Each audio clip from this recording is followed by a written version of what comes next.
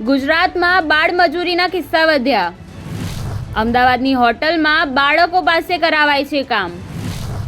શ્રી તુલસી રેસ્ટોરન્ટમાં બાળમજૂરીનો પર્દાફાશ. News for ઇન્ડિયાના કેમેરામાં કેદ થયા દ્રશ્યો. બાળમજૂરી કરાવતી હોટલ પર કાર્યવાહી. હોટલ સંચાલક વિરુદ્ધ ફરિયાદ દાખલ કરી. નમસ્કાર, ન્યૂઝ ફોર ઇન્ડિયામાં આપનું સ્વાગત છે. હું હિમાની આપની સાથે. બાળકો આપણા દેશનું ભવિષ્ય છે, પરંતુ કેટલાક બાળકો જે શાળા જવાની કે ખેલકૂદની વયમાં કામ કરવા માટે મજબૂર બન્યા છે. બાળકો આ પ્રકારનું કામ કરવું એક ચિંતાનો વિષય ગણવામાં આવી રહ્યો છે. રાજ્યમાં બાળમજૂરી રોકવા સરકાર દ્વારા અનેક કાયદા અમલમાં પણ મૂકવામાં આવ્યા છે. બાળશ્રમ નિષેધ અને નિયમન કાયદા હેઠળ 14 વર્ષથી નાની ઉંમરના બાળકો પાસેથી મજૂરી કરાવવી તે ગેરકાયદે માનવામાં આવે છે. બાળમજૂરી કાયદા 1986 મુજબ 14 વર્ષથી નીચેના બાળકોને 13 વ્યવસાયમાં અને 57 પ્રક્રિયાઓ કે જે બાળકોના જીવન અને આરોગ્ય માટે જોખમરૂપ છે તેમાં બાળકોની રોજગારીની મનાઈ કરે છે. અને ફેક્ટરી એક્ટ 1948 નો આ કાયદો 14 વર્ષથી નીચેના બાળકોને રોજગારી આપવા બાબત મનાઈ પણ ફરમાવે છે, પરંતુ 15 થી 18 વચ્ચેની ઉંમર ધરાવનાર કિશોરોને તો જ રોજગાર પર રાખી શકાય, એ પણ ત્યારે જ જ્યારે તેને તંદુરસ્તીનું પ્રમાણપત્ર અધિકૃત કરવામાં આવેલ તબીબ દ્વારા આપવામાં આવેલ હોય. કાયદો એ પણ દર્શાવે છે કે 14 થી 18 વચ્ચેની ઉંમર ધરાવનાર બાળકોના કામનો સમય દરરોજના 4.5 કલાકનો જ હોવો જોઈએ અને તેના રાત્રિ દરમિયાનના કામ કરવા પર મનાઈ કરવામાં આવે છે.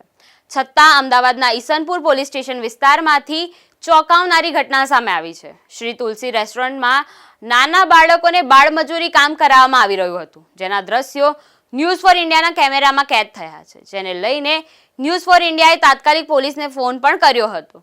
ત્યારબાદ શું થયું અને શું છે સમગ્ર મામલો તે જોઈએ. અમદાવાદના ઈસનપુર પોલીસ સ્ટેશન વિસ્તારમાં આવેલી શ્રી તુલસી રેસ્ટોરન્ટમાં બાળમજૂરી કરાવવામાં આવી રહી હતી, જેના દ્રશ્યો ન્યૂઝ ફોર ઇન્ડિયાના કેમેરામાં કેદ થયા છે. શ્રી તુલસી રેસ્ટોરન્ટમાં નાના બાળકોને બાળમજૂરી કામ કરાવવા બાબતે ન્યૂઝ ફોર ઇન્ડિયાએ પોલીસને ફોન પણ કર્યો હતો. પોલીસ સમક્ષ હોટલના માલિક વિરુદ્ધ ફરિયાદ પણ નોંધાવવામાં આવી છે.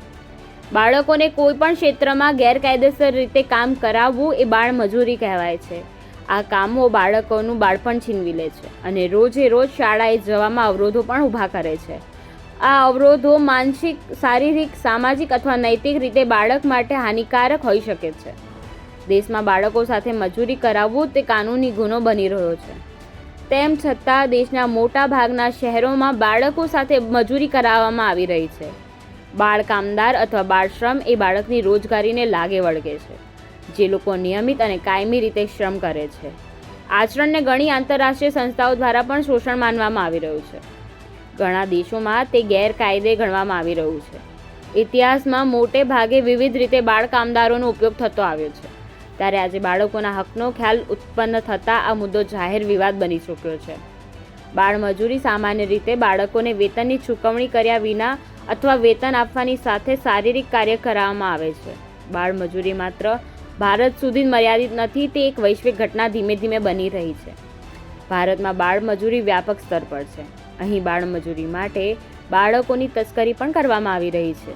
આ સંદર્ભમાં કેન્દ્ર અને રાજ્ય સરકાર પ્રશંસનીય પગલું પણ ઉઠાવી રહી છે. એટલા માટે સૌથી પહેલાં 1986માં બાળશ્રમ નિષેધ અને નિયમન કાયદો પસાર કરવામાં આવ્યો હતો. આ કાયદા હેઠળ 14 વર્ષથી નાની ઉંમરના બાળકો પાસે મજૂરી કરાવવી તે ગેરકાયદે માનવામાં આવે છે.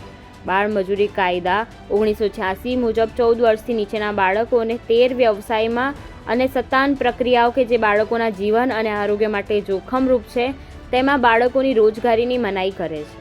અને ફેક્ટરી એક્ટ 1948 આ કાયદો 14 વર્ષથી નીચેના બાળકોને રોજગારી આપવા બાબતે મનાઈ પણ ફરમાવે છે, પરંતુ 15 થી 18 વચ્ચેની ઉંમર ધરાવનાર કિશોરોને તો જ રોજગાર પર રાખી શકાય તે જ્યારે તેમને તંદુરસ્તીનું પ્રમાણપત્ર અધિકૃત કરવામાં આવેલ તબીબ દ્વારા આપવામાં આવેલું હોય. કાયદો એ પણ દર્શાવે છે કે 14 થી 18ની વચ્ચેની ઉંમર ધરાવનાર બાળકોના કામનો સમય દરરોજના 4.5 કલાકનો જ હોવો જોઈએ અને તેના રાત્રિ દરમિયાનના કામ કરવા પર મનાઈ કરવામાં આવે છે. બાળમજૂરી વિરુદ્ધમાં જનજાગૃતિ ફેલાવવા અને 14 વર્ષથી ઓછી ઉંમરના બાળકોને મજૂરીની મજબૂરીમાંથી બહાર કાઢવાની જવાબદારી જાગૃત નાગરિકના શિરે ગણવામાં આવી રહી છે. નમસ્કાર દર્શક મિત્રો, હું છું શરીફ ગાજી અને આપ જોઈ રહ્યા છો ન્યૂઝ ફોર ઇન્ડિયા. જ્યારે હાલ સરકાર તરફથી નાના બાળકો માટે કાયદો પ્રસાર કરવામાં આવ્યો છે. 370 મુજબ 374 કલમ લાગુ કરવામાં આવી છે કે નાના બાળકોને હોટલ, પાર્લર, શોપ અને ગોડાઉન અને કારખાનામાં જોબ પડતા હોય તો માલિક ઉપર કાયદેસરની 370 અને 374 મુજબ દંડ અને સજાની જોગવાઈ છે. તો અત્યારે હાલમાં અમે શ્રી તુલસી હોટલ ઉપર આવ્યા છીએ. આ ઈસનપુરની હદ છે, દાણી લીમડા નારોલ રોડ છે અને ત્યાં અત્યારે હાલમાં અહીંયા હોટલના માલિક પણ અમારી સાથે અહીંયા મોજૂદ છે. એમની સાથે અમે વાત કરીશું કે નાના બાળકોને અહીંયા શા માટે નોકરી પર મૂકવાનું કારણ શું હતું એમનું, અને શા માટે નાના બાળકોને અહીંયા નોકરી પર મૂકવામાં આવી રહ્યા છે. આપનું નામને જણાવજો. મારું નામ સંજય છે. આપણે હોટલની અંદર આ નાના નાના બાળકો કામ કરી રહ્યા છે.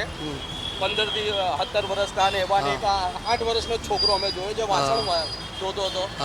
નાના બાળકોને જ્યારે કે સરકાર તરફથી મનાઈ છે છતાંય તમે નોકરી પર કેમ રાખ્યા? એ સાહેબ નાનો બાળક છે ને, એ તો હાથ પગ ધોવાને જમવા આવ્યો હતો, સામે જ રહે છે. હા, એમને બોલાવી લીધું એમને. તમારા સીસીટીવી ફૂટેજમાં બી હશે, અંદર ફૂટેજ છે બરાબર. અમારે પાસે બી મોબાઈલમાં રેકોર્ડ છે કે એ જોતો હતો બરાબર, વાસણો ધોતા હતા. અમે મોબાઈલમાં પહેલાં રેકોર્ડ કર્યું છે અને જેટલા બાળકો હતા એમને અમે ઉંમર પણ પૂછી છે અને ઓન કેમેરા જ પૂછવામાં આવી હતી.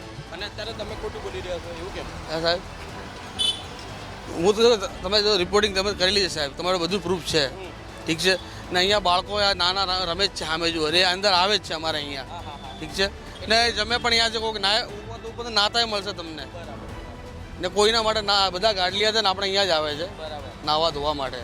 તો જે વ્યક્તિ અમને ચા પીરાઈ અને બધાને નાસ્તા આપતા હતા બરાબર, અને કૂપનો લઈ લો, એ 5 છોકરા હતા. બીજા હમણાં તમે ઉપર મોકલી દીધા છે જ્યારે અમે કેમેરો ચાલુ કર્યો અને મોબાઈલમાં અમારી પાસે રેકોર્ડ છે, એ બી હું તમને બતાવવા માગું છું.